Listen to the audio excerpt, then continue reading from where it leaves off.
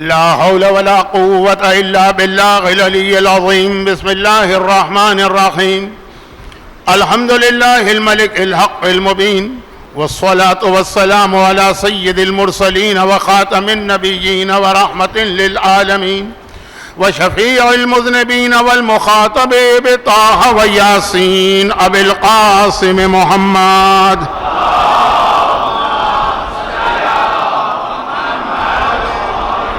وآله الطيبين الطاهرين الذين أذهب الله عنهم الرجس وطهرهم تطهيرا.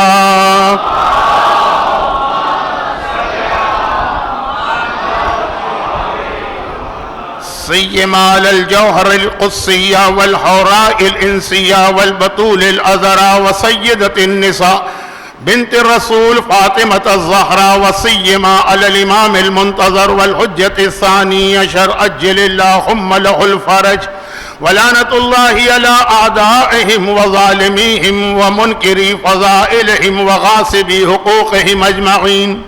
أما بعد، فقد قال الله عز وجل في كتابه المبين وفرقانه المتين وقرآنه المجيد: بسم الله الرحمن الرحيم.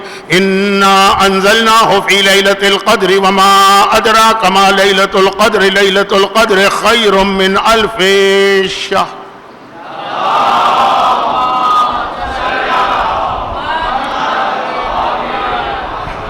ایام شہادت فاطمیہ، جسے ہم لوگ مختصر کر کے فاطمیہ کہتے ہیں، اور یہی لفظ میں باقی آخری 2 مجالس میں استعمال کروں گا.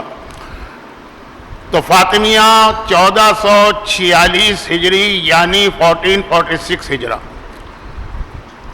نومبر 2024 کمیونٹی ویلفیئر آرگنائزیشن کے تحت جو مجالس ہیں اس کی آج دوسری تقریر ہے. اور 1-2 گزارشات شروع میں کر دی جائیں.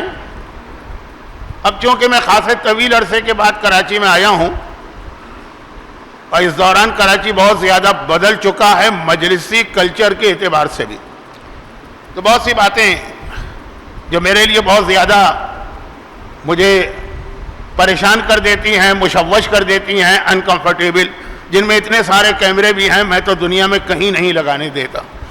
لیکن چلے یہ آج 1 دن کی بات ہے. اسی طریقے سے اسکاؤٹس کا کھڑا ہونا وہ بھی مجھے پسند نہیں ہے، میں نے ان کو پہلے دن ہی منع کیا. لیکن خاص بات جس کا تعلق آپ سے ہے وہ یہ کہ دیکھیے، آپ پیچھے مڑ کے دیکھیے کتنی جگہ خالی ہے. اس میں بار بار یہ اعلان کہ آگے آ جائیے، آگے آ جائیے، آگے آ جائیے. جگہ جو ہے دوسروں کو جگہ ملے، وہ ہیں کہاں دوسرے فرشتے ہیں، ان کو ضرورت نہیں ہے کہ آپ حضرات آگے آئیں اور ان کے لیے جگہ خالی کریں.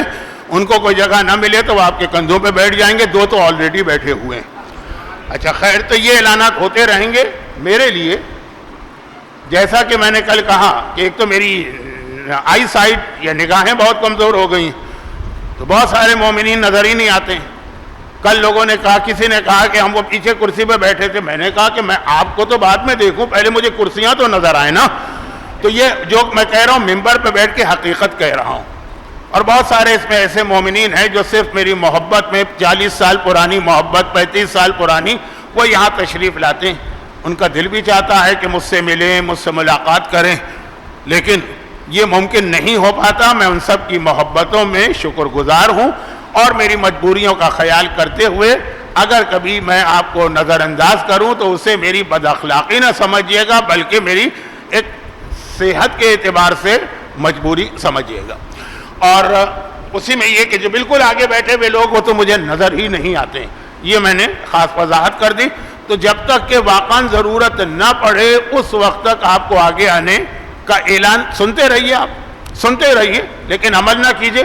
وہی پالیسی بنائیے جو اکثر لوگ میری مجلسوں کے لیے بناتے ہیں کہ سنو صحیح، عمل کرنے کی کیا ضرورت ہے. ان کا تو کام ہی ہے یہ باتیں کہنے جانا. اور آج اسی انداز سے ہماری گفتگو ہوگی، اس لیے کہ آج کی رات شب جمعہ. اور جو لوگ مجھے بہت زیادہ آن لائن سنتے ہیں ان سے ایک تو یہ معذرت ہے کہ ان کو ہر چیز سنی ہوئی لگے گی، اس کا میرے پاس کوئی حل نہیں.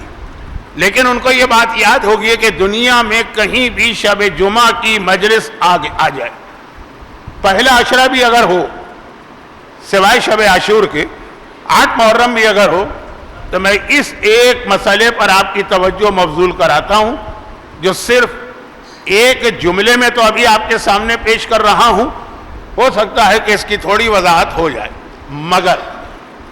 مگر جو لوگ دسیوں مرتبہ نہیں سینکڑوں مرتبہ شب جمعہ کی میری مجالس میں یہ چیز سن چکے ہیں، اس میں آج اس سے بھی زیادہ اہم ایک چیز کا اضافہ ہوگا۔ یہی وہ چیز تھی جو کل رات کی مجلس میں نامکمل رہ گئی تھی، لیکن پہلے تو جو ہر شب جمعہ کا ایک پیغام، شب جمعہ رات چاہے لوگوں کو ڈر پیدا کرنے والی چیز محسوس ہو، خوف پیدا کرنے والی چیز ہو، لیکن اسلام میں رات کی اہمیت بہت زیادہ، بہت سارے راز ہیں جو راتوں میں چھپے ہوئے ہوتے ہیں۔ قرآن کریم کی جس آیت کی میں نے تلاوت کی ہے یہ سورہ قدر کی 3 آیتیں۔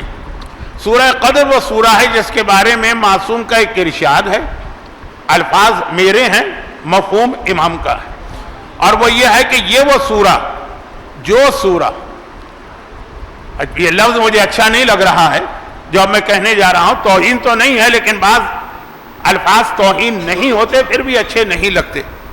اس میں ایک ایسا کمبینیشن ہے جو 14 معصومین، اچھا اب اللہ کے رسول ان کی تو ذمہ داریاں الگ تھی، وہ رسالت والی، 13 معصوم میں یہ کمبینیشن آپ کو جو ہستیوں میں نظر آئے گا وہ سورہ قدر میں جمع کیا گیا ہے۔ یہ سورہ وہ ہے جو آدھا شہزادی کونین کے بارے میں ہے اور آدھا زمانے کے امام کے بارے میں ہے، فاطمہ اور مہدی، یہ کمبینیشن وہ 13 معصومین میں آپ کو اس انداز کی میچنگ، اس انداز کا سیرت کا جمع ہو جانا، یعنی جو جملہ میں کہہ دوں اس کی تشریح شاید میں کل کروں، آج وقت نہیں، کہ آدھا جہاد شہزادی نے کیا، آدھا جہاد زمانے کا امام کرے گا۔ اگر شہزادی کے جہاد کو نہیں سمجھا تو امام کے جہاد کے موقع پر ہم ان لوگوں میں شامل سمجھے جائیں گے، شامل نہیں سمجھے، شامل ہو جائیں گے جو امام کے خلاف تلوار اٹھائیں گے۔ کس امام کے خلاف؟ جس کے لیے ہم دعائیں مانگ رہے ہوں گے۔ کس امام کے خلاف؟ جس کے نام کا ہر وقت ہم نعرہ لگائیں گے۔ کس امام کے خلاف؟ جس کا نام سنتے ہی الاجل اجل ہم کہیں گے۔ کس امام کے خلاف؟ کہ جس کے لیے نوحوں اور مرثیوں میں ہم اپنی تمنائیں ظاہر کریں گے، اس کے خلاف ہو جائیں گے۔ ہر ایک کو پتا کہ بڑی کثیر تعداد میں انتظار کرنے والے امام کے دشمن ہوں گے، لیکن جو بات میں کہہ رہا ہوں وہ یہ کہ اگر سیرت سیدہ کو نہ سمجھا تو یہ انجام ہوگا۔ سورہ قدر میں خدا نے دونوں کو جمع کیا ہے، پہلی 3 آیتیں شہزادی کے بارے میں ہیں، آخری آیتیں زمانے کے امام کے بارے میں ہیں۔ برکت کے لیے ترجمہ کرتا ہوں، 2 حدیثوں کی بہت ہی مختصر آپ کے سامنے سے 2 حدیثیں کی تلاوت کرتا ہوں، اور پھر میرا اصل آج کا موضوع اور پھر کل رات کے موضوع سے اس کا ربط۔ اچھا نئے لوگ ہیں، ان کو نہیں پتا میرا انداز کیا ہے، تو میں تو مسلسل مجلس پڑھتا جاتا ہوں۔ اِنَّا أَنزَلْنَاهُ فِي لَيْلَةِ الْقَدْرِ وَمَا أَدْرَاكَ مَا لَيْلَةُ الْقَدْرِ۔ خدا کہہ رہا ہے تمہیں پتہ ہی نہیں کہ یہ لیلۃ القدر ہے کیا، یہ شب قدر ہے کیا، ما ادراک، تم درک ہی نہیں کر سکتے ہو۔ عقل انسانی وہاں پہ تھک کے بیٹھ جاتی ہے۔ یہ قرآن کریم کی آیت ہے، اور اگر آپ کو یاد ہو تو اس سے ملتی جلتی ایک حدیث بھی ہے جو کل رات کی مجلس میں بھی بیان ہو سکتی تھی اگر میرے پاس وقت ہوتا، کہ یہ جو منزل آئی ہے وما ادراک ما لیلۃ القدر، اس سے پہلے معصوم کا وہ فرمان کہ کیا تمہیں معلوم ہے کہ شب قدر سے اصل مراد کیا ہے؟ شب قدر سے مراد ہماری دادی یعنی قرآن یہ کہہ رہا کہ فاطمہ کے معرفت تم حاصل کر ہی نہیں سکتے ہو۔ یاد کیجئے مولا کے بارے میں بھی یہی حدیث ہے نا کہ اس کائنات میں علی کو کسی نے نہیں پہچانا بجز اللہ کے، بجز رسول کے، باقی سب کی عقلیں دنگ رہ جاتی ہیں جہاں علی کی بات آتی ہے۔ معصوم یہی چیز اپنی دادی کے بارے میں ارشاد فرما رہے ہیں۔ آگے تھوڑی سی وضاحت اگر قرآن نے کی تو وہ وضاحت بھی نامکمل۔ لیلۃ القدر خیر من الف شہر کا یہ ایک رات 1000 مہینوں سے بہتر ہے۔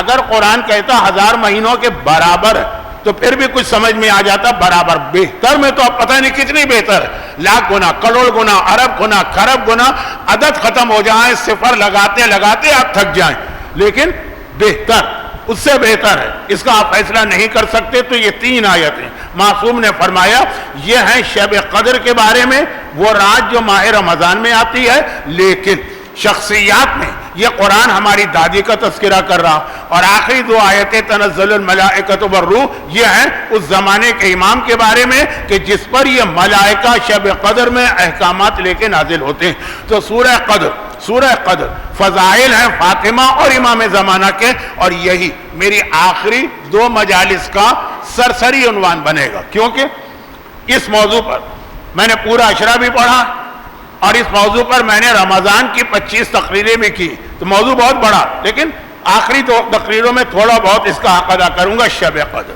شب قدر تو افضل ترین رات ہو گئی سال کی، لیکن آج کی رات شب جمعہ بھی بہت اہم رات، اور شب جمعہ کے حوالے سے 3 پیغام میں بہت مختصر، کیونکہ موضوع بہت بڑھا دیا میں نے، اب اس کو سمیٹنا بھی مشکل ہو جائے گا۔ کہا شب جمعہ وہ رات جس رات کو دعا کبھی نہ بھلانا، کیونکہ جو 6 راتوں اور 6 دنوں میں تمہاری دعا قبول نہیں ہوتی، قبول کرنے والا وہی اللہ، لیکن جو 6 دنوں اور 6 راتوں میں تمہاری دعا قبول نہیں ہوتی، آج کی رات اللہ نے ایسی بنائی ہے کہ ناممکن کام ممکن ہو جاتے ہیں، اور ٹھکرا دی جانے والی دعائیں بھی اللہ قبول کرتا ہے۔ شب جمعہ کی دعا کو کبھی فراموش نہ کرنا۔ دوسری بات بہت ہی مختصر، دوسری بات ہر شب جمعہ موت کو یاد کرنے کی رات، موت زندگی کی سب سے بڑی حقیقت موت، ہر شب جمعہ موت کو یاد کرنا، اور خالی آدھا یاد نہیں کرنا کہ جی اپنی موت کو یاد کیا، نہیں، جو دنیا سے چلے گئے تمہارے بزرگ، تمہارے دوست، تمہارے رشتہ دار، جاننے والے نہ جاننے والے، ان کی موت کو بھی یاد کرنا ہے، اپنی موت کو بھی یاد کرنا ہے۔ پوری اس پہ مجلسیں ہوتی ہیں لیکن میرے پاس وقت نہیں۔ شب جمعہ موت، اور تیسری بات شب جمعہ اپنے زمانے کے امام کو یاد کرنا۔ اچھا اب یہ جو تینوں باتیں میں نے کہی ہیں نا، اس میں غلط فہمی پیدا ہو رہی، اور وہ یہ کہ اس کا مطلب یہ نہیں ہے جو عیسائیوں کا نظریہ ہے کہ جو کچھ عبادت کرنا ہے اتوار کے دن یا سنڈے کرو، 6 دن تم آزاد ہو، 6 دن اپنی مرضی سے گزارو، 7ویں دن چرچ جاؤ، 6 دن انگریزی کا ان کا ایک محاورہ بھی ہے، 6 دن قیصر کے ہیں یعنی بادشاہ کے، 7واں دن اللہ کا ہے، وہ 7واں دن اللہ کا ہے، 6 دن میں تم آزاد ہو، جہاں رہتے ہو وہاں کے قوانین مانو بس کافی۔ اسلام تو یہ نہیں کہتا، اسلام کہتا ہے ایک مومن 24 گھنٹے، پورا سال، پورا مہینہ، پورا ہفتہ، پورا دن، 24 گھنٹے کے ہر سیکنڈ وہ پابند ہے اللہ کا، ڈیوٹی پر بیٹھا ہوا ہے اللہ کے احکامات پہ اسے عمل کرنا۔ تو یہ مطلب یہ نہیں ہے کہ موت صرف یاد کریں شب جمعہ 6 دن آپ بھول جائیں جو ہم کرتے ہیں، یہ مطلب نہیں ہے کہ صرف شب جمعہ زمانے کے امام کو یاد کریں 6 دن بھول جائیں، یہ مطلب نہیں ہے کہ صرف شب جمعہ دعا کریں باقی دنوں میں بھول جائیں۔ 24 گھنٹے، پورا ہفتہ، کیا انگریزی میں کہتے ہیں 24/7، یہ تینوں چیزیں، لیکن شب جمعہ اس کی اہمیت بڑھ جاتی، شب جمعہ دعا کی طاقت بھی بڑھ جاتی ہے اور اہمیت بھی، شب جمعہ موت کو یاد کرنے کی اہمیت بڑھ جاتی ہے، شب جمعہ زمانے کے امام کو یاد کرنے کی اہمیت بڑھ جاتی ہے، بلکہ شب جمعہ ہی تو وہ رات ہوگی نا جو آخری رات ہوگی غیبت کی، جمعے کی صبح کو امام ظاہر ہوں گے، اگرچہ وہ بھی 100% کنفرم نہیں، جو کل آپ دعا پڑھیں گے، نہیں دعا نہیں، جو کل آپ زیارت پڑھیں گے جمعے کے دن ظہر کی نماز کے بعد یا جمعے کی نماز کے بعد، اس میں بھی لفظ تو یہی ہے نا، المتوقع فیہ ظہورک، اے مولا امام زمانہ آج جمعے کا دن ہے اور آج توقع ہے کہ آپ ظاہر ہوں، جسے انگریزی میں کہتے ہیں ایکسپیکٹڈ، کنفرم نہیں، یہ ایک الگ موضوع، کیونکہ آج کل یہ بھی پتہ نہیں کہاں سے خرابی ہماری قوم میں آ گئی کہ جس کو دیکھیے وہ اٹھتا ہے اور ایسا ظاہر کرتا ہے جیسے بس امام آنے والے، جیسے ان کے قدموں کی آہٹ آ رہی، جیسے وہ دروازے پہ پہنچ چکے ہیں، جیسے ساری نشانیاں ظہور کی پوری ہو گئی۔ انتہا سے زیادہ گمراہ کرنے والا نظریہ اور عقیدہ، ہو سکتا ہے کل کچھ بات کروں، آج تو میرے ہاتھ پاؤں پھول رہے ہیں، تقریر میرے ہاتھ سے باہر نکل رہی ہے۔ دعا، موت اور امام زمانہ، تو شب جمعہ آخری رات ہوگی غیبت کی، جس کے بعد امام ظاہر ہوں گے، اور ظاہر نہیں ہوئے۔ آپ کے باپ نے آپ سے وعدہ کیا، یعنی آپ سے مطلب یہ ہے کہ جو چھوٹے بچے کہ وہ ان کو کوئی چیز لا کے دے گا کل، اور اگلا دن آ گیا وہ چیز نہیں آئی، اب بچہ روئے گا، اب بچہ جو ہے کمپلین کرے گا، اب بچہ شکوہ کرے گا، آپ کا وعدہ تھا تو شب جمعہ کے اختتام پر ہم دعائے ندبہ پڑھتے ہیں. دعائے ندبہ ہماری ایک شکایت ہے, دعائے ندبہ ہماری ایک فریاد ہے. دعائے ندبہ گڑ گڑا کے ہمیں کہنا پڑتا ہے کہ مولا آپ کیوں نہیں آئے, ایک رات اور گزر گئی, آپ کو تو جمعے کے دن آنا تھا, آ جائیے. اب یہ ایک الگ بحث ہوگی دعائے ندبہ کا پورا فلسفہ, ادھر نہیں جا رہا ہوں, صرف یہ بتا رہا ہوں دعائے ندبہ فجر کے دن چاشت کے وقت پڑھنے کا حکم اسی لیے ہے. جمعے کے دن چاشت کے وقت کہ شب جمعہ امام کو اس طرح یاد کرنا جیسے صبح امام آنے والے. اور ابھی ایک میں نے جملہ کہا کہ یہ بھی مت سمجھیے کہ امام آ گئے, اس کی وضاحت کل ہوگی. یہ 3 چیزیں, اور یہ تینوں چیزیں اگر آپ کو ایک ساتھ نظر آئیں گی مل کر تو وہ شہزادی کی سیرت میں نظر آئیں گی. شہزادی کی سیرت میں آپ دعا کو چل کے دیکھیے, شہزادی کی سیرت میں آپ ذکر موت کو چل کے دیکھیے, شہزادی کی سیرت میں آپ ذکر امام کو, بلکہ میں نے یہ آخری بات تو وعدہ کر لیا ہے کہ یہ کل اور پرسوں کی مجلس میں زیادہ آئے گی, تو اس کو آج میں چھوڑ دوں گا. مگر یہ 3 چیزیں تو اپنی جگہ بہت اہم ہیں. چلیں دعا کے حوالے سے بات ہو جائے. مشہور ترین واقعہ, اب میں ایک جملہ کہتا ہوں تو لوگ سمجھتے ہیں کہ مولانا کچھ اپنی بڑائی بیان کر رہے ہیں. بڑائی نہیں بیان کر رہا ہوں. 50 سال پہلے جب یہ واقعہ میں پڑھتا تھا تو بہت کم پڑھا جاتا تھا. اب تو ماشاءاللہ ہمارے یہاں نوجوان خطیب, نوجوان علماء حوزہ علمیہ نجف و قم سے تعلیم حاصل کر کے آنے والے وہ ساری چیزیں اتنی دفعہ پڑھ چکے ہیں کہ آپ کو یہی لگے گا کہ بہت ہی مشہور واقعہ کیوں دہرایا جا رہا ہے. لیکن شب جمعہ سیرت فاطمہ ہے, دعا کا مرحلہ ہے, تو یہ واقعہ جو اتنا مشہور ہے, میں یہ مشہور واقعہ جو ہے یہ نہیں سنانا چاہ رہا ہوں, لیکن اس کو سنائے بغیر اس نتیجے پہ نہیں پہنچ سکتا جہاں آپ کو لے جانا چاہ رہا ہوں. اور وہ واقعہ کیا ہے؟ وہی قفل, لاک, تالے والا واقعہ. سید مرتضیٰ کشمیری. ہمارے یہاں علماء کے بہت سارے الگ الگ سلسلے, سب سے اہم مرجعیت, جو ہمارے مراجع ہیں ان کا کمپیئر کسی سے نہیں ہو سکتا, کوئی ان کے برابر نہیں ہو سکتا, وہ ایک الگ سلسلہ. اس کے بعد پھر ہمارے یہاں مفسرین ہیں, علم تفسیر ایک الگ علم ہے. پھر ہمارے یہاں مورخین, علم تاریخ ایک الگ علم. ہمارے یہاں ایک عالم سے, چلے شہروں کے عالم جو ہیں مقامی, ان کے بارے میں سمجھ میں آ جاتا. مرجع سے بھی لوگ توقع کرتے ہیں کہ جیسے وہ پرانے زمانے کے حکیم اور ڈاکٹر ہوتے تھے جن کے پاس ہر بیماری کی دوا ہوتی تھی.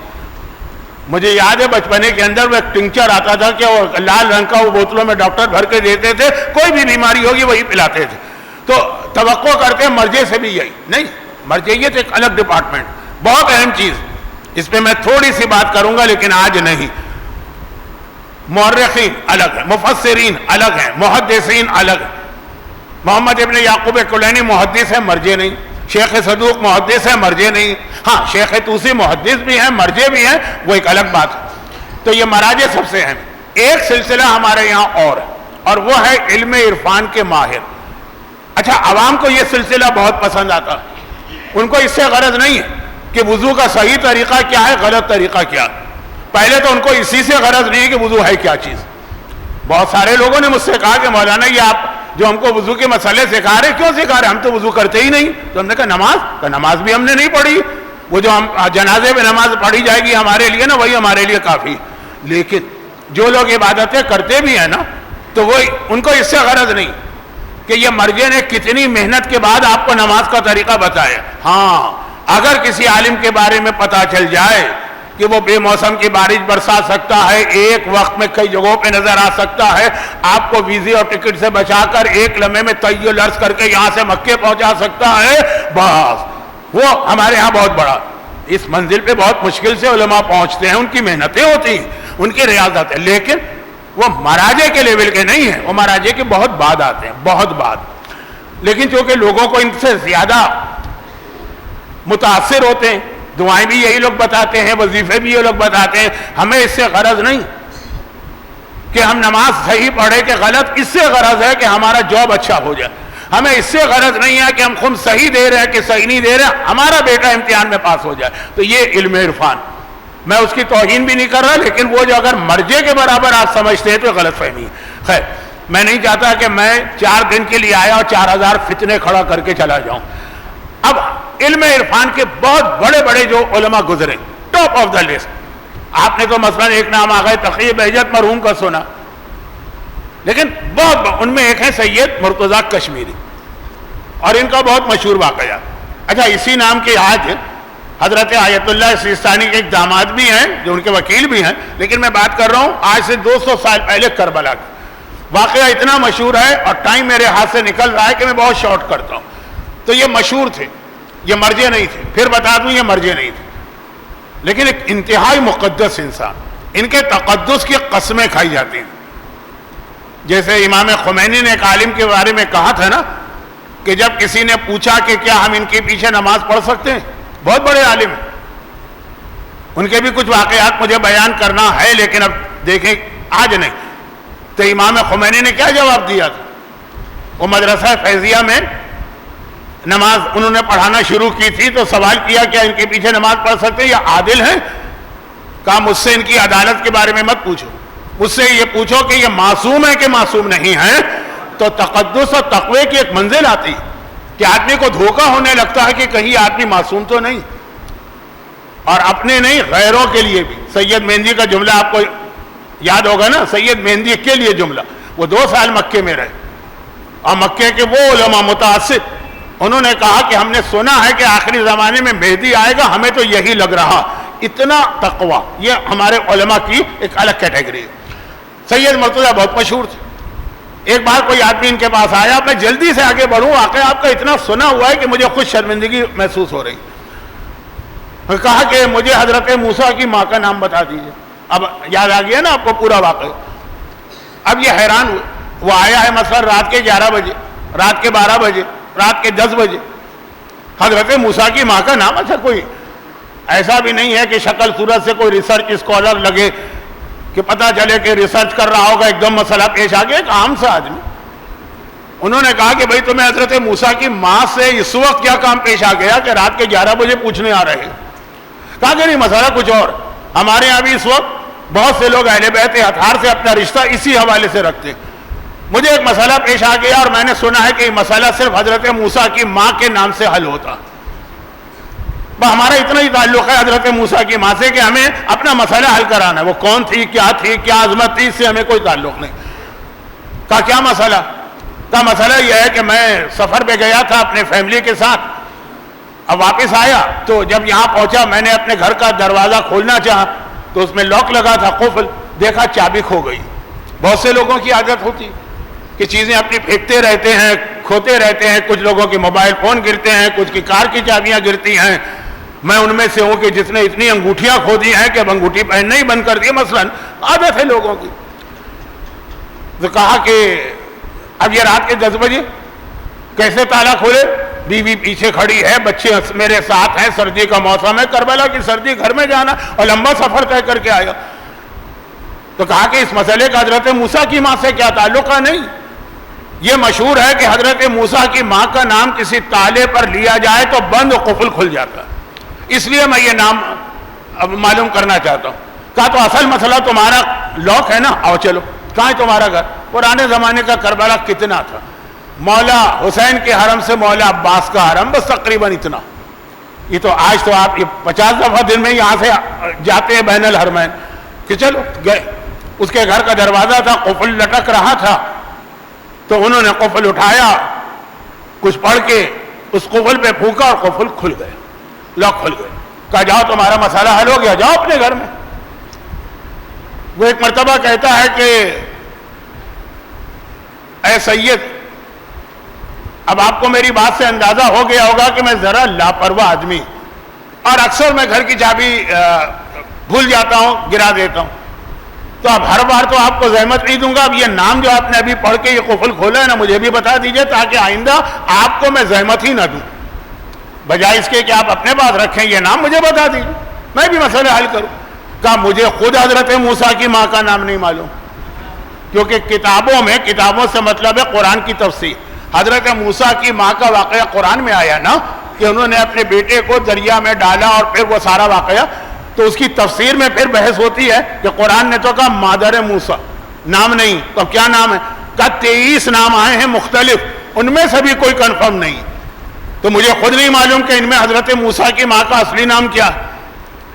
آپ کی معلومات کے لیے زیادہ تر علماء کہتے ہیں یوں جائز, مگر کنفرم نہیں. تو کہا کہ یہ نام آپ کو نہیں معلوم تو آپ نے قفل کیسے کھول لیا؟ تو اس نام کے ذریعے قفل کھلتا ہے. اب آپ کو جملہ یاد دلا دوں, آپ رک جائیے گا, میں اس وقت مجلس روکنے کے موڈ میں نہیں ہوں کیونکہ وقت میرے پاس نہیں. تو ایک مرتبہ کئی دفعہ کا سنا ہوا واقعہ ہے, لیکن انسان کا ایمان بڑھتا ہے, ایمان بڑھنے دیجیے گا, لیکن ساکت و صامت مجھے سنیے گا. بس ایک مرتبہ سید مرتضیٰ کشمیری کہتے یہ نام تو مجھے بھی نہیں معلوم. کہا اگر یہ نام نہیں معلوم تو یہ قفل آپ نے کھولا کیسے؟ کہا ایسے کھولا کہ تو نے جب آ کر مجھ سے کہا کہ موسیٰ کی ماں کے نام میں اتنی طاقت ہے کہ بند دروازے کھل جاتے ہیں, تو میں نے دل میں کہا میری دادی کا رتبہ تو مادر موسیٰ سے بہت زیادہ بلند ہے, میں نے اپنی دادی فاطمہ زہرا کا نام اس قفل میں پڑھا ہے جس سے بند قفل کھل گیا. اب یہ ہے بہت مشہور واقعہ. آپ حضرات, میں نے کہا کہ ایسے واقعات ایمان بڑھاتے ہیں, آپ کا دل بھی چاہ رہا ہوگا. میں نعروں کے خلاف نہیں ہوں, وقت میرے پاس کم ہے اس لیے میں ذرا تیزی سے پڑھ رہا ہوں. یہ جو ایک واقعہ ہے, یہ ایک واقعہ اصل مسئلے کی دلیل ہے, جس کی اور بہت ساری بھی میرے پاس دلیل ہیں, لیکن چونکہ میں نے سوچا کہ واقعہ آسان ہے, سمجھ میں آ جائے گا. تو یاد رکھیے گا کہ یہ جو نام کی بات آئی نا کہ نام فاطمہ وہ ہے کہ جس سے سید مرتضیٰ کشمیری نے بند قفل کھولا. اور اگر آپ مجھے جھوٹا نہ سمجھیں, اکثر لوگ مجھے جھوٹا سمجھتے ہیں کہ نام کے صادق ہوں گے لیکن ایسے ہی اپنی طرف سے ہونگی بونگی ہانک دیتے ہیں. تو میں یہ عرض کروں کہ جب یہ واقعہ میں نے پچھلے سال میلبرن میں پڑھا تھا تو ایسے ہی ایک مومن ایک ایسی جگہ پہ بند ہو گئے تھے. تفصیل میں جاؤں گا تو وقت نہیں ہے, جس کی ضرورت نہیں, پچھلے سال کی بات ہے. وہ بند ہو گئے تھے ایسی جگہ کے اوپر, اور پھر ان کو یہ واقعہ یاد آ گیا, انہوں نے واقعی شہزادی کا نام لیا تھا, اور وہ بند جگہ اس طرح سے کھل گئی کہ آج تک ان کو یقین نہیں آ رہا ہے. تو یہ واقعہ خالی کتابوں میں نہیں, میری تو آنکھوں کے سامنے سے گزرا ہوا واقعہ ہے پچھلے سال کا. لیکن اگر نام فاطمہ میں اتنی برکت ہے, نام فاطمہ میں اتنی فضیلت ہے, نام فاطمہ میں اتنی طاقت ہے کہ ایک گھر کا بند دروازہ یا قفل کھل جاتا ہے, تو یاد رکھیے کائنات کی جتنی برکتیں ہیں, جتنی رحمتیں ہیں, ان سب کو اگر کھولنا ہے تو نام فاطمہ لینا ہوگا. نہیں, دنیا کے دروازے اگر نہیں کھل سکتے نام فاطمہ کے بغیر, جنت کا دروازہ بھی اگر کھلوانا ہے تو فاطمہ کا نام لینا پڑے گا.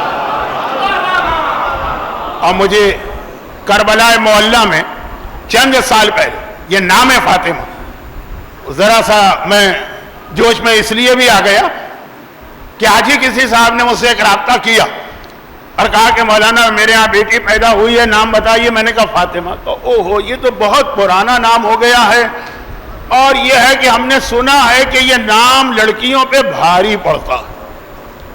18 سال وہ روتی رہی ہے نا, تو ہماری بچی بھی نہ روتی رہے. تو ابھی چونکہ جب آدمی تازہ واقعات تو جوش زیادہ ہوتا ہے. کائنات کا افضل ترین نام ہے, آپ کو یاد ہے یہ حدیث بھی کہ معصوم نے فرمایا کہ اگر اس سے زیادہ بہتر کوئی نام ہوتا تو میرے جد رسول خدا اپنی بیٹی کا وہ والا نام رکھتے, اس سے افضل کوئی نام نہیں ہے. اور مولا سجاد نے کہا کہ میرے بابا نے کہا تھا میری 100 بیٹیاں ہوں گی, سب کا نام فاطمہ رکھوں گا, لیکن نام فاطمہ کی طاقت, جنت کے دروازے بھی اگر کھلوانا ہے تو نام فاطمہ سے. اب ایک واقعہ مختصر سن لیجئے, کربلا معلیٰ کا واقعہ نہیں, 20 جمادی الثانی شہزادی کی ولادت کی تاریخ ہے. اور میں ایک سال, بہت پرانی بات نہیں ہے, پچھلے 4-5 سال پہلے کی بات ہے, شاید کووڈ سے 1 سال پہلے زیارت کے قافلے کے ساتھ گیا تھا, اور 20 جمادی الثانی یعنی شہزادی کی ولادت کی تاریخ کربلا میں آ گئی. تو مومن تو دنیا میں جہاں بھی ہوگا اپنی اولاد کی ولادت کا یا جشن یا سالگرہ اس طرح نہیں منائے گا جو اہل بیت. اور شہزادی کونین کی ولادت پر عالم اسلام نے جتنی خوشی اس وقت منائی, وہ اتنی تفصیل اس کے اندر ہے کہ اس کے لیے ایک الگ تقریر چاہیے. واقعاً خوشی کی لہر دوڑی تھی اس وقت جب شہزادی, تو اب وہ شہزادی کی ولادت ہم کربلا معلیٰ میں تو جشن رکھا قافلے والوں نے. میں نے جشن میں یہی بات عرض کی, میں نے کہا یہی شہر کربلا, اور یہیں پہ وہ سید مرتضیٰ کشمیری نے نام فاطمہ کی طاقت ہمیں دکھائی. اور پھر وہ جملے, البتہ اس میں ایک جملہ میں نے بڑھا دیا, ایک مثال, اور یہ بھی امام کا فرمایا ہوا جملہ. بعض نیکیوں کی اہمیت کو بیان کرنے کے لیے امام معصوم ایک مثال دیتے ہیں, اور بعض گناہوں کی نفرت پیدا کرنے کے لیے اور اس کے اصل نقصان بتانے کے لیے بھی امام معصوم ایک مثال دیتے ہیں. مثال وہ کیا مثال؟ جیسے شراب کے لیے بھی یہ حدیث آئی, اور حسد, جیلیسی, یہ جو ایک جلن جو خاص طور پہ خواتین میں بہت ہوتی ہے لیکن مردوں میں بھی کم نہیں، بلکہ میں کہوں کہ خواتین کی جیلسی بہت چھوٹے لیول پر ہوتی ہے، کسی کا لباس دیکھا، کسی کے زیور دیکھے، مردوں کی جیلسی بہت اونچے درجے پہ ہوتی ہے۔ خیر، تو یہ دونوں کے لیے امام نے ایک مثال دی ہے۔ ایک امام نے مثال نہیں دی ہے، ایک دن میں نہیں دی ہے، ایک حدیث 5ویں کی ہے تو ایک 8ویں کی ہے، لیکن بات سمجھانے کے لیے کہا اگر دنیا کی تمام برائیاں، خرابیاں، گناہ، جتنے بھی گناہ، وہ سب تم ایک کمرے میں رکھ دو، سارے گناہ، اور اس کو بند کر دو اور اس میں تالا لگا دو۔ اب یاد ہوگا آپ کو کہ بہت مشہور ایک کہانی ہے گریک میتھولوجی میں، پینڈوراز باکس، یہی تو ہے نا کہ ساری مصیبتیں، پریشانیاں، وہ جو ان کا نظریہ ہے دیوی دیوتاؤں نے ایک صندوق میں بند کر کے اس کو بند کر دیا، اور پھر پینڈورا نامی بچی نے غلطی سے وہ صندوق کھول لیا تو دنیا میں وہ ساری بیماریاں آ گئی۔ اب یہ امام معصوم نے یہ مثال، یہ تو ایک مثال ہے کہ ساری دنیا کی خرابیاں ایک کمرے میں بند کر کے بند کر دو، کمرے میں رکھ کے بند کر دو اور اس میں تالا لگا دو۔ لیکن دو چیزیں ایسی جو اس تالے کی چابی ہے، اگر تم نے یہ چابی استعمال کر لی تو خالی یہ گناہ نہیں ہوگا، دروازہ کھلے گا، سارے گناہ تمہارے اوپر آ جائیں گے۔ ایک ہے شراب، شراب مفتاح کل شر، ہر شر کی چابی ہے شراب۔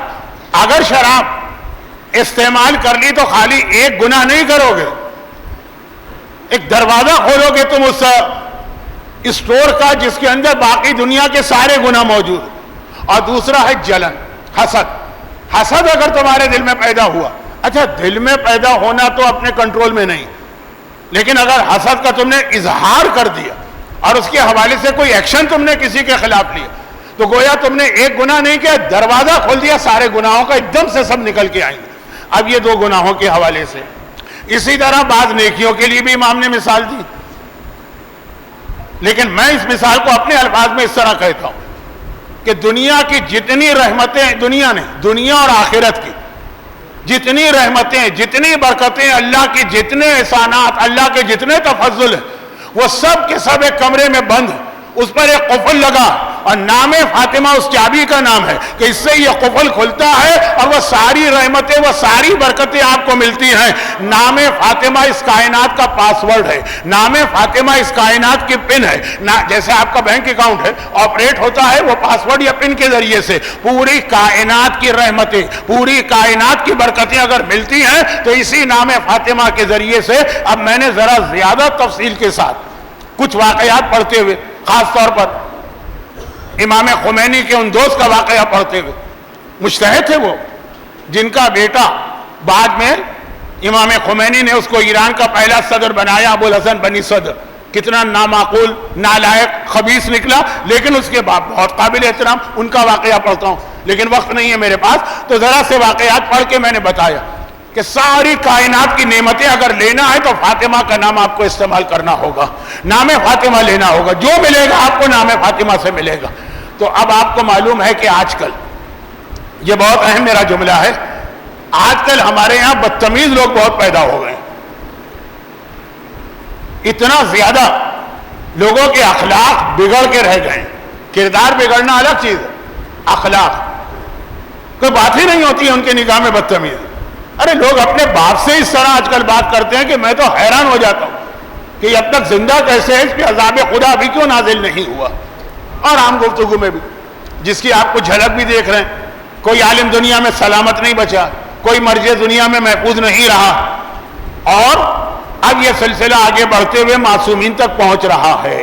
میں بہت احتیاط سے بات کر رہا ہوں۔ تو ایسے ہی ایک صاحب نے قافلے میں تھے، کربلا کی زیارت کے لیے گئے تھے، اس جشن میں بیٹھے تھے، 20 جمادی الثانی ولادت کا جشن۔ جشن کے بعد وہ مجھے ملے اور کہا کہ مولانا یہ چیز کچھ سمجھ میں نہیں آئی۔ انہوں نے بدتمیزی سے بات نہیں کی، لیکن کہا یہ سمجھ میں نہیں آئی، آپ نے تو بہت زیادہ شہزادی اور اہل بیت کے رتبے کو بڑھا دیا۔ وہ جو ہمارے یہاں بہت ہی دبے انداز سے وہابیت ان لوگوں میں بھی آ رہی ہے جو پہلے صحیح العقیدہ، ٹھیک ہے ان کی عظمت ہے، فضیلت ہے، لیکن یہ کیا، کائنات تو چلانے والا اللہ۔ اب تفصیلی جواب کا موقع نہیں تھا کیونکہ تقریر کے فوراً بعد ہمیں کربلا میں اطراف کی زیارتیں کرنا تھی۔ میں نے کہا میں واپس آ کے آپ کو جواب دوں گا، چلیں۔ دیر ہو رہی، چلے ہم لوگ باغ امام صادق میں ہم لوگ پہنچے. وہ کربلا کی پیدل زیارتوں میں ہے نا، یاد کیجئے آپ میں سے تو ہر آدمی خواتین کا مجھے نہیں پتا کہ وہ مجلس سن بھی رہی ہیں کہ نہیں سن رہی، آتی ہیں کہ نہیں آتی ہیں مسجد میں، تو ہر آدمی کربلا ہو کے آیا، باغ امام صادق مقام امام زمانہ سے ہو کے وہاں پہنچے. وہاں پہنچ کے ہم لوگ اس کی تاریخ سنتے ہیں، وقت نہیں نہ ضرورت بھی نہیں، اور پھر ایک زیارت پڑھتے ہیں امام کی، چھٹے امام کی. اب وہ زیارت لکھی بھی ہے وہاں پہ بورڈ پر، پڑھی بھی جا رہی. اب وہ زیارت پڑھ رہے ہیں، میں بھی پڑھ رہا ہوں، قافلہ بھی پڑھ رہا ہے، وہ بھی پڑھ رہے ہیں. اور اس میں چھٹے امام کے لیے ذکر آیا السلام علیک یا مفتاح الخیرات. امام کے القاب آ رہے ہیں نا کہ آپ کون، ایک لفظ آیا اس کے اندر. میں پوری زیارت، آدھی زیارت تو زبانی مجھے یاد ہے، اتنی دفعہ میں نے وہاں پڑھی، تو اس میں امام کے مختلف القاب، السلام علیک یا صادق البار الامین، اور آگے السلام علیک السلام علیک یا مفتاح الخیرات. مفتاح عربی میں کہتے ہیں چابی کو کی، اور خیرات خیر کی جمع. بہت سے الفاظ اردو میں آ کے جو ہے نا برے ہو جاتے ہیں. صدقہ اردو میں آ کے کتنی حقیر سی چیز بن جاتا ہے، عربی میں صدقہ کتنی اہم عبادت. خیرات اردو میں کیا بھیک کے معنوں میں آتا ہے نا، لیکن عربی میں تو خیرات خیر کی جمع. خیر بہت سارے، اگر خیر آ جائے، بہت ساری نیکیاں آ جائیں، اس کو خیرات کہتے ہیں. بھیک کا نام خیرات نہیں ہے، نیکیاں. تو اب زیارت کا جملہ السلام علیک یا مفتاح الخیرات، اے میرے آقا اور مولا آپ کو ہمارا سلام، کائنات کے جتنے خیر ہیں سب کی چابی آپ ہیں، سارے کے سارے خیر کا دروازہ آپ سے کھلتا ہے. یہ تو امام کے بارے میں ہم نے پڑھا، اور شہزادی وہ ہیں کہ امام خود فرماتے ہیں اللہ نے ہمیں تم پر حجت بنایا اور ہماری دادی کو ہم پر حجت بنایا.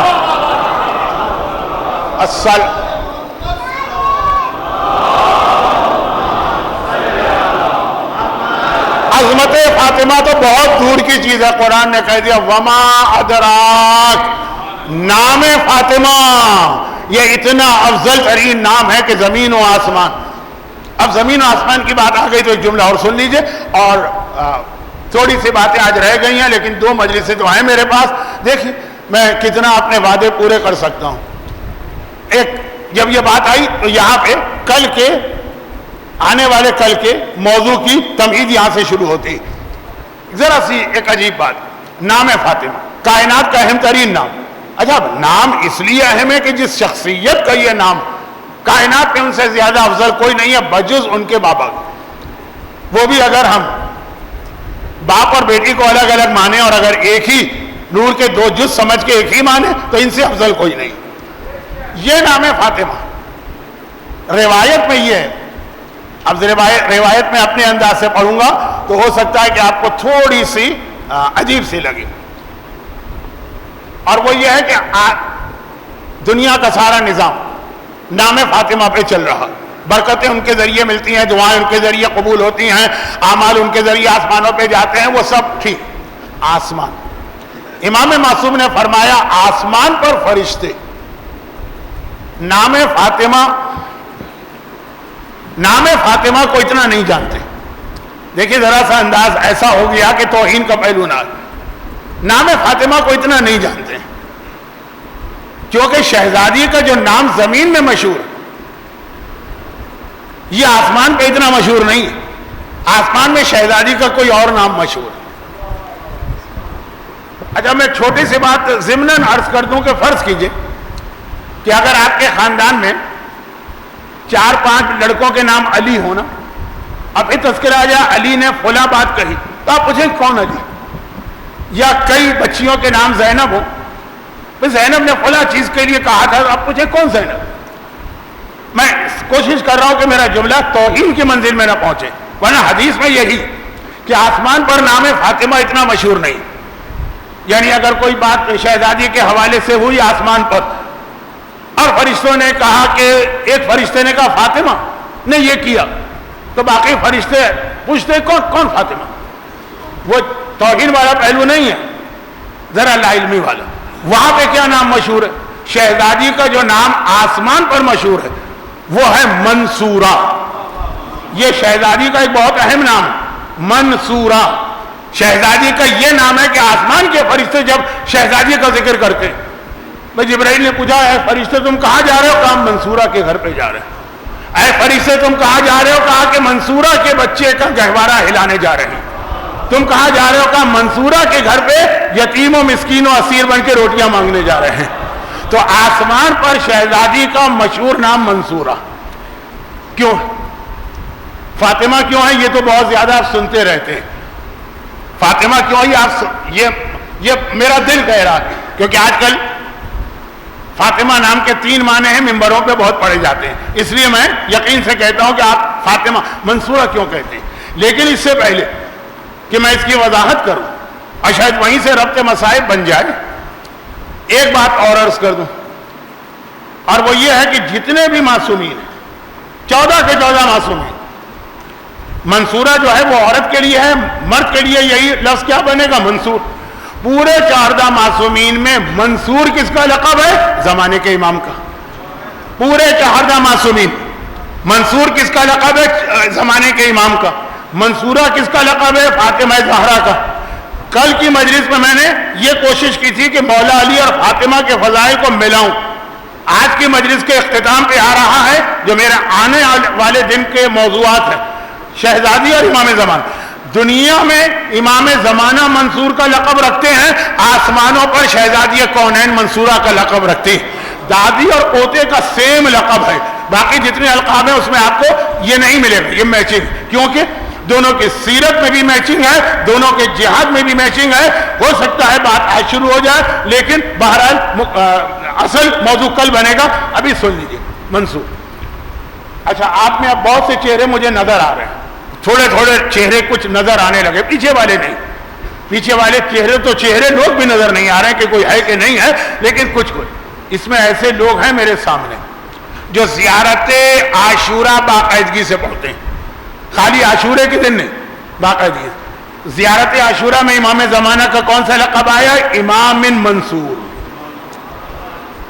کہ اللہ اے آقا حسین، آپ کے خون کا انتقام لینے کے لیے ہمیں آپ کے وارث امام منصور کے لشکر میں شامل کرے۔ زیارت وارثہ جیسی اہم زیارت، جس کے بارے میں آپ کو پتا ہے کہ زیارت وارثہ ایک زیارت نہیں ہے، ایک حدیث قدسی، کیونکہ یہ اللہ نے جبرائیل کو تعلیم کر کے بھیجی، باقی زیارت امام نے ہمیں بتائی۔ جو زیارت امام بتائیں وہ حدیث ہوتی، جو زیارت اور جو دعا یا جو جملہ اللہ کا ہے اگر قرآن کا حصہ نہیں بنایا وہ حدیث قدسی۔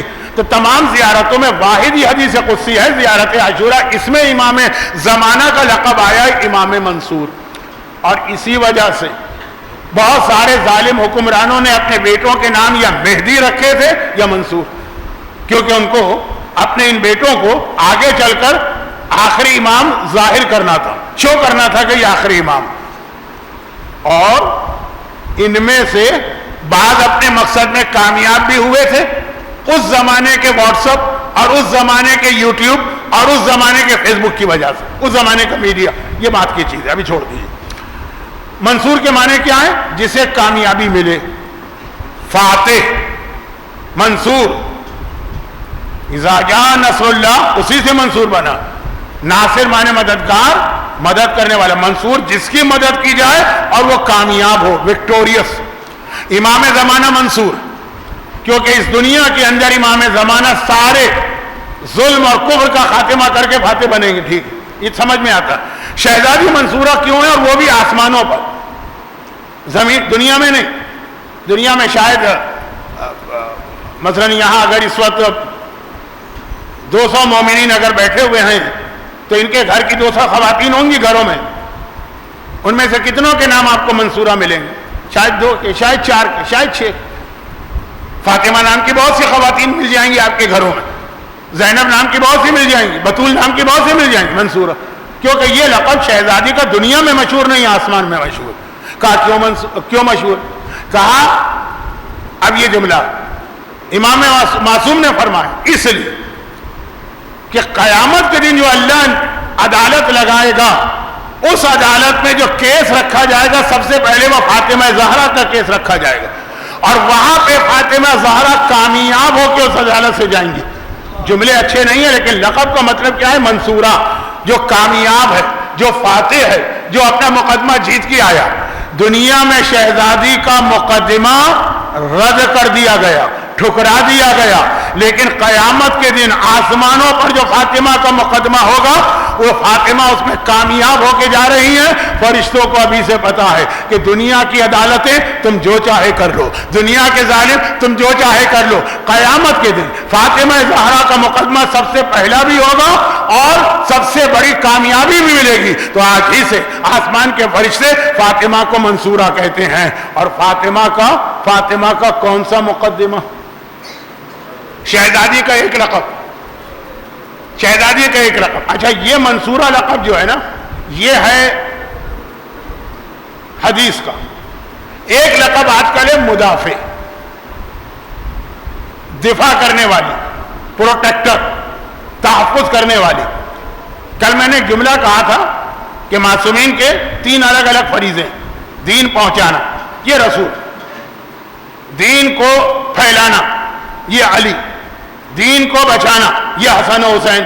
حسن نے قلم کے ذریعے دین کو بچایا، حسین نے تلوار کے ذریعے سے۔ شہزادی میں تینوں چیزیں جمع ہو گئی ہیں۔ وہ پیغام پہنچانے والی بھی ہیں۔ مصحف فاطمہ تو آپ نے اتنا سن لیا کہ چیزیں میں جو بہت پڑھتا تھا اشارے کر رہا ہوں۔ یعنی امام معصوم بعض اوقات یہ کہتے ہیں، یہ ایک انداز ہوتا ہے کسی کی عظمت بتانے کا، بھئی فلاں مسئلہ تم نے پوچھا،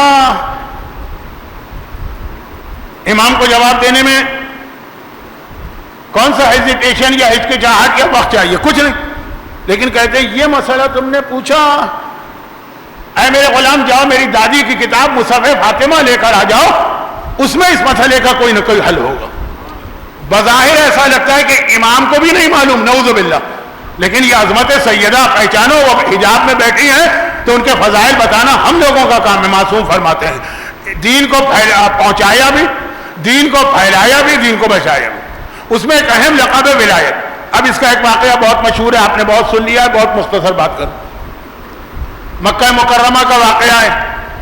یہاں کتنے چہرے ایسے نظر آ رہے ہیں جو میرے ساتھ یا حج یا عمرے میں مکہ جا چکے ہیں، اور آج سے 50 سال نہیں 100 سال پہلے کا واقعہ، جب یہ خاندان سعود نیا برسر اقتدار آیا تھا عبدالعزیز۔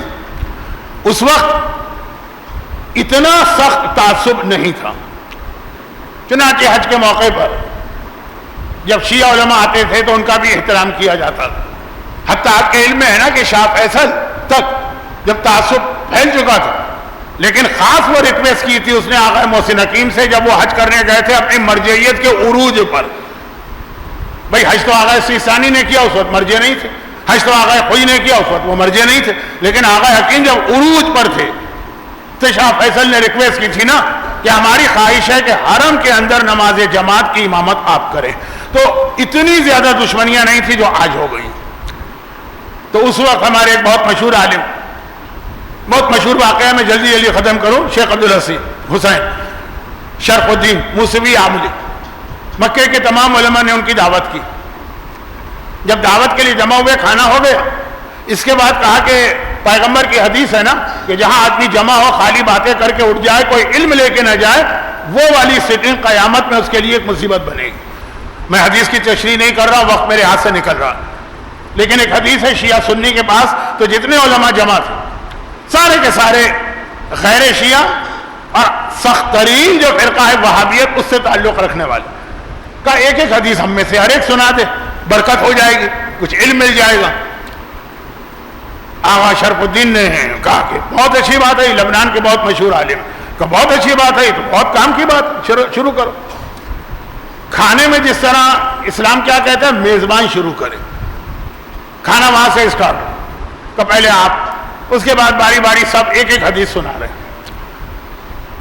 آغا شرف الدین نے دیکھا کہ یہ ایسا لگ رہا ہے پری پلان، یہ ایک میٹنگ رکھی، یہ کھانا جو تھا، یہ دعوت جو تھی نا، دعوت مومن کے عنوان سے نہیں ہے، دعوت کا ایک خاص مقصد لگ رہا ہے، کیونکہ اب جو حدیثیں سنانا شروع کی تو نام تو پیغمبر کا ہے، لیکن اس کے بعد تذکرہ ایسے لوگوں کے فضائل کا کہ مائکروسکوپ لے کر بھی ڈھونڈیں آپ تو ان کے فضائل آپ کو حدیث رسول میں تو نظر نہیں آئیں گے، لیکن حدیثیں پڑھی جا رہی، حدیثیں پڑھی جا رہی۔ آپ کو معلوم ہے نا جب حدیثیں بنائی جا رہی تھی تو اتنی حدیثیں بنا لی گئی کہ جس حاکم شام کے حکم سے یہ کام ہو رہا تھا، وہ بھی گھبرا گیا کہ بھائی اتنی حدیثیں تم نے بنا ڈالی جھوٹے فضائل کی، دنیا کہے گی کیا رسول کے پاس کوئی کام ہی نہیں تھا، بیٹھے انہی کے بارے میں حدیث کہتے رہے، اب ذرا دوسری حدیثیں بھی بناؤ۔ ایک پورے واقعات ہے، ٹائم بھی نہیں ہے اور ضرورت بھی نہیں ہے، آج کل ممبر پہ پڑھا جاتا۔ تو کہا کہ محسوس کیا انہوں نے آقا شرف الدین عبد الحسین عاملی نے کہ یہ ساری حدیثیں ایک خاص انداز کی ہیں دشمنان اہل بیت کے فضائل۔ چلے میں مختصر کر دوں، سنتے رہے۔ مقصد یہ کہ مجھے سنایا جا رہا، آخر میں جب ان کی باری آئی، کیونکہ چیف گیسٹ تو یہ بنائے گئے تھے، انہوں نے کہا کہ ایک حدیث میں بھی سناتا ہوں، کیا یہ پیغمبر کا فرمان ہے، ہمارے یہاں اصول کافی میں بھی اور وہاں بھی، من مات ولم یعرف امام زمانے ہی ماتا میتۃ الجاہلیہ، جو آدمی مر جائے اور جاہلیت امام زمانہ کو نہ پہچانے، اپنے زمانے کے امام کو جاہلیت کی موت مرا۔ حدیث صحیح ہے؟ کہا بالکل صحیح ہے۔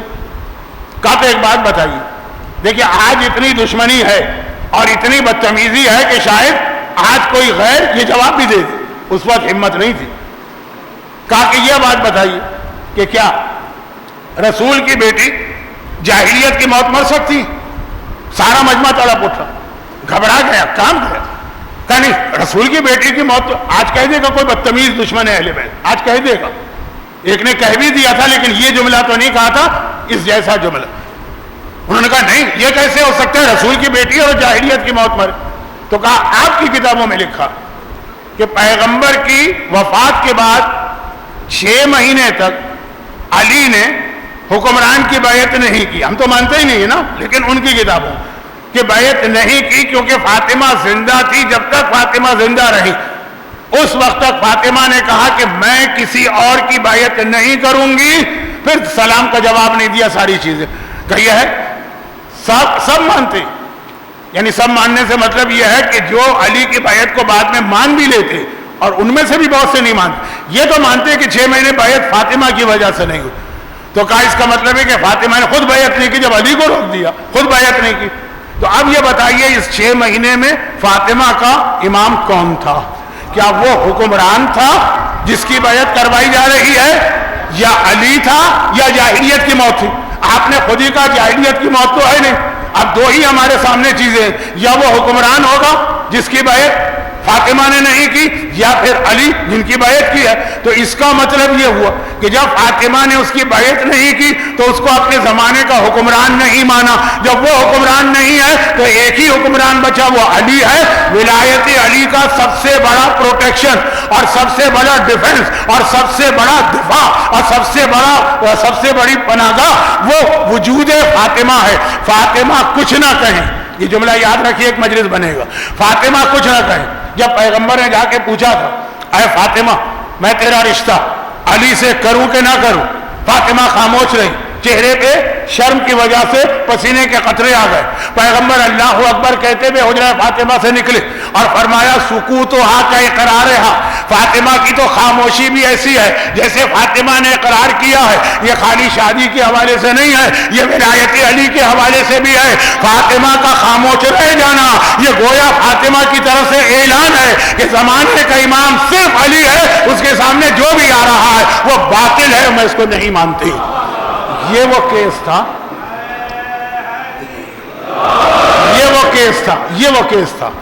باغ فدق تو ہے، لیکن باغ فدق آپ نے کبھی سوچا ایک چھوٹے سے باغ کے لیے رسول کی بیٹی جائے گی؟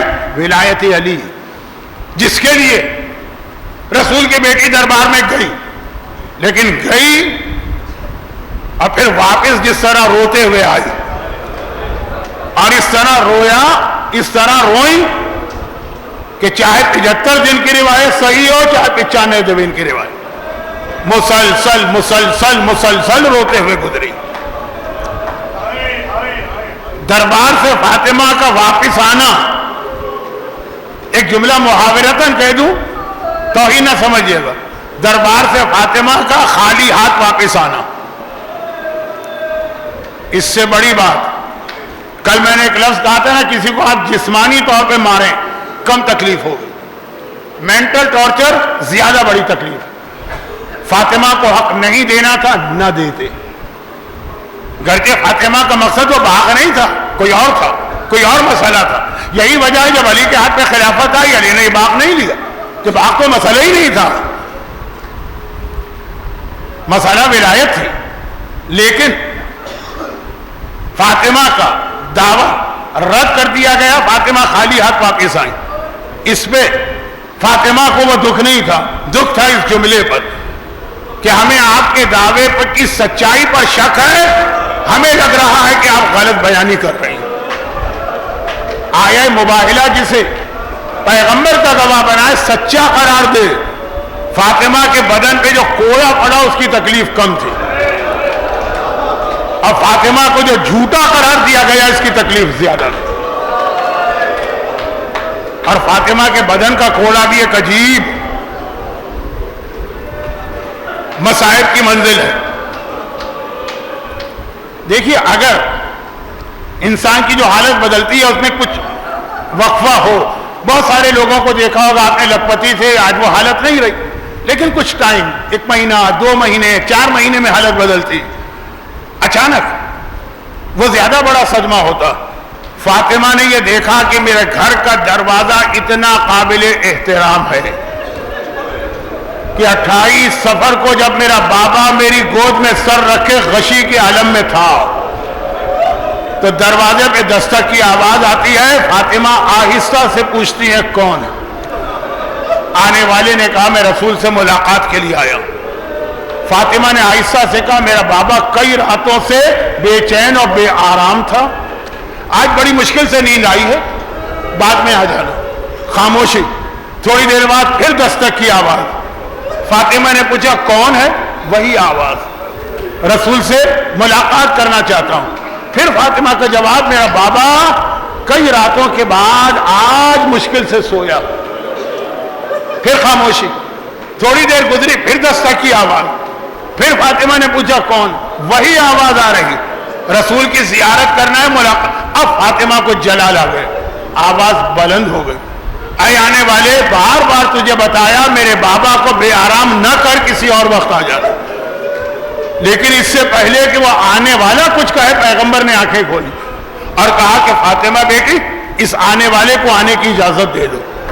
یہ وہ آنے والا ہے جو آج تک کسی گھر کے دروازے پہ روکا نہیں ہے،